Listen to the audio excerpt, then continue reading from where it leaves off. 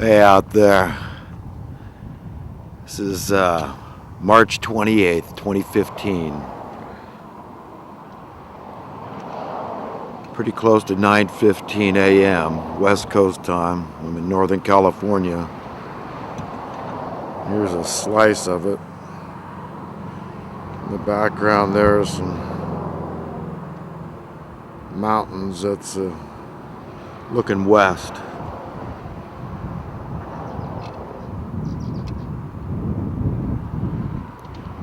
Got a big canyon here, bluffs. Looking east, we're looking toward the foothills to the Sierras.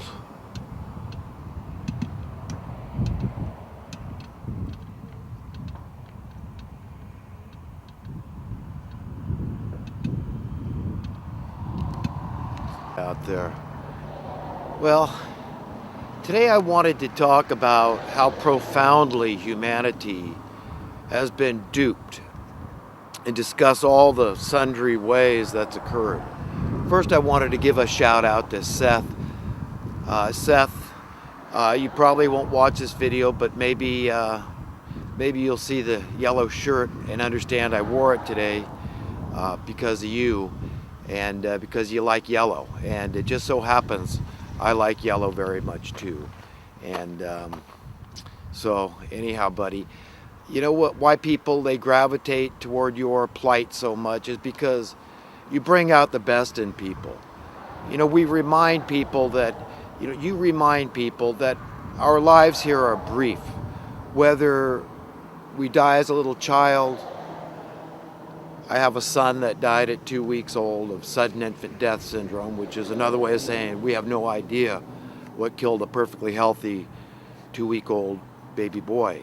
But it happened. And, we have to trust that there's a creator, a loving creator, doting over all of us, seeing each individual human being equally and loving us in a way that we can't really comprehend. But it's a beautiful thing to give it your best and really try to understand the love that God has for all of us and understand that we are His precious treasure, regardless of what the world system projects on people. The Earth's overpopulated and we're destroying the planet with CO2 and all this nonsense. The fact is that there's an almighty creator that's in control of everything. And in His mind, there is no death. You see, He doesn't give something good like life and then take it away. So all the people that all of us have known and loved over the years have gone on to sleep, essentially, to be someday resurrected. And those that are found worthy and deserving of inheriting a better world, a renewed world, and getting this exceedingly better body, unimaginably better body that is imperishable, will inherit the earth, a renewed earth. And it's a beautiful place. And the other people that aren't worthy to inherit that, they go to another place. It's a separation that's coming. There's an end of an age is approaching. This has been coming for thousands of years. And a new age is dawning. And that's the time that we have a resurrection of everybody that ever lived and died on the face of the earth will either inherit the surface of the earth, a renewed earth, or they will go down below to that place commonly known as hell, which apparently is a very real place because we've got people that have built labyrinths of tunnels and purportedly luxury condominiums and whatnot under there, these bunkers for various reasons, they say, like the continuity of government. But it's this Illuminati class, these elitist guys that are running the world. So anyhow, Seth, I'm going to branch out into discussing various ways that humanity has been duped and taken, and how we really all need to step back and understand the profound nature of that trickery. And it's very powerful trickery they're using. It's a form of sorcery. It's like black magic, the dark magics. And most people can't see it because it's so much in our face. It's like the forest for the trees. You don't see the forest because the trees are in your way, But if we step back from it, we can see what's going on here. And primarily, it all comes down to the love of money, like Jesus taught. This is a false competing God with the affections and the attentions of humanity. And it affects us in a myriad, a plethora of different ways. We're all affected in a negative way. And first and foremost, by causing humanity to live under this monetary-based, conjured-up reality, it creates a great deal of insecurity. If we don't have the magic elixir, which is, of course, money, in whatever form it is, it's a concept, it's an idea, it's concentrated wealth, it's great power in this world. And it represents common sense if you have it, and foolishness if you don't.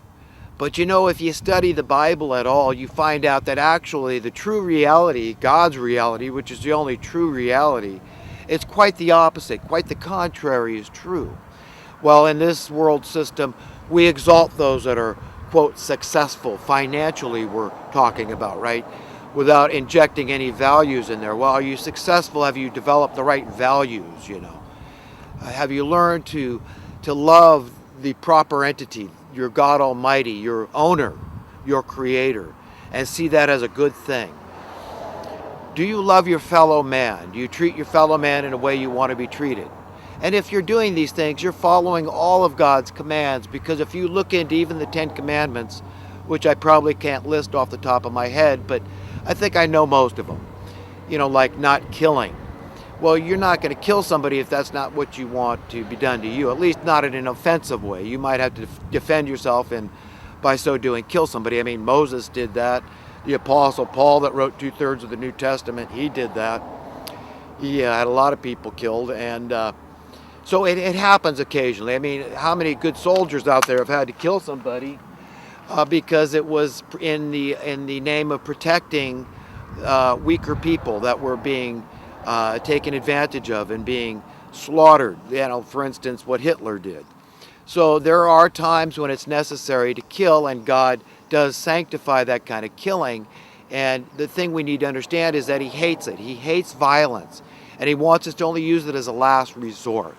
So it's always very important to understand, when you're trying to understand God, you've got to understand the highest, you know, reach for the highest definition, the highest understanding, translation of what's trying to be conveyed here. Because, like it's written, the soul of God hates those who love violence. So even while it might be necessary for a man or a woman to use violence against somebody in the name of protecting others or perhaps themselves, it should always be done with a certain loathing, to understand, I wish this didn't have to be like this. I would love to not hurt anybody.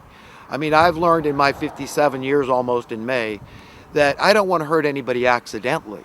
That's why I try to be a very careful driver. But much less do I want to hurt them intentionally. But, you know, if it's necessary, it's necessary. It's like that. It's like a man does what a man has to do. It's an instinct to be a warrior, a protector, a defender of others. And so that's the gist of, you know, thou shalt not kill, thou shalt not murder. You know, I look at first-degree murder as the epitome, the exemplification of premeditated, because it's premeditated on the part of the collective society. I mean, who can deny it is? So purportedly, supposedly, it's well thought out, and, you know, we've got to plan this thing, and yeah, this guy's worthy of death, and this will be a disincentive to anybody else out there that is, you know, thinking about becoming a murderer. But, you know, most murder is not really thought out. I mean, some of it is. It's true. It's planned. I mean, you know, I watched 48 Hours last night, 2-hour, 48 Hours. It was very intriguing, you know, about this murder for hire deal. But, you know, the thing is that, you know, there is some bad actors in this world, and they're really, you know, demonically possessed. And usually, you know, it's like Jesus said, the root of all evil is the love of money. So it really is money. At the end of the day, you know, this is what motivates people to do evil things. And, you know, in contemporary ways to look at this airliner that just went down recently with 150 people killed, and purportedly the co-pilot had locked out the pilot after he went to the restroom.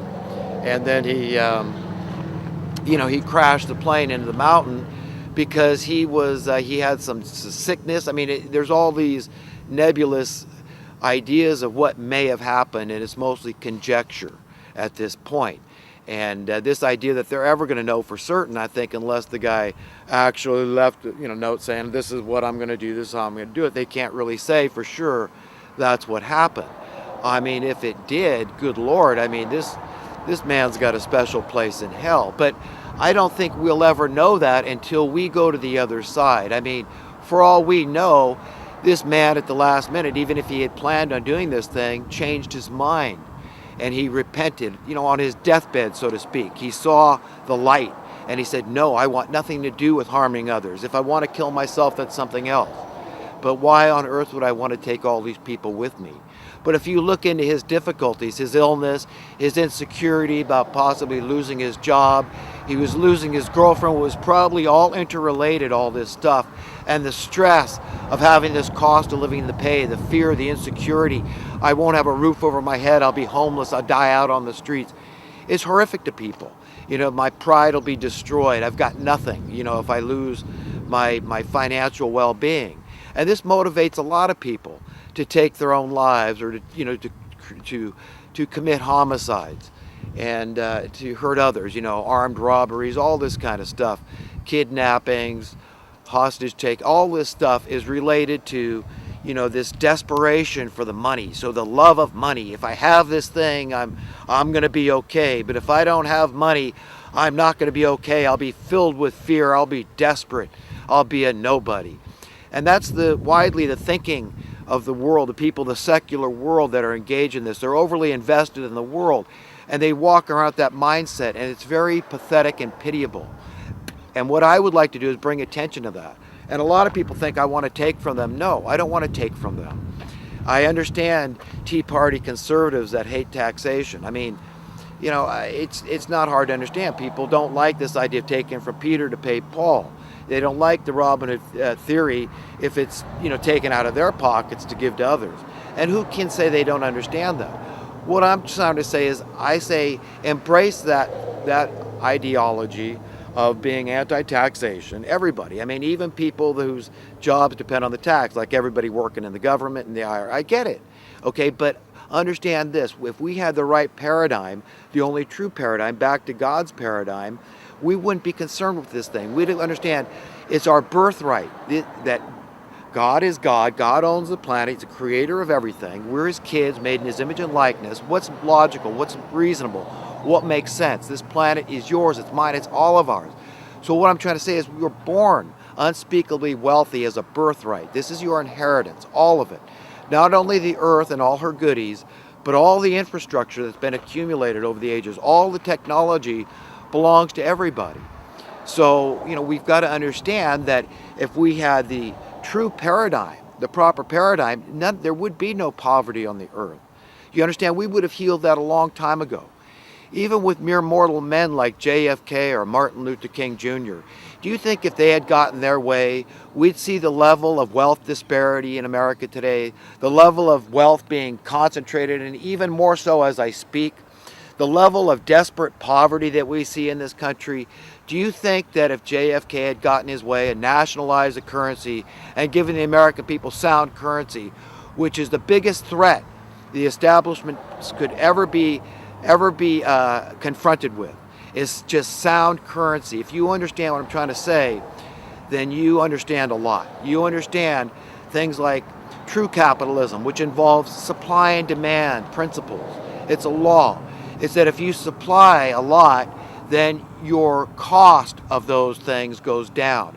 And this is the only natural trend that shows progress in economics. So the wealth disparity doesn't expand, it shrinks constantly until what? You see, sound currency is a means to the end to be free. Free from what?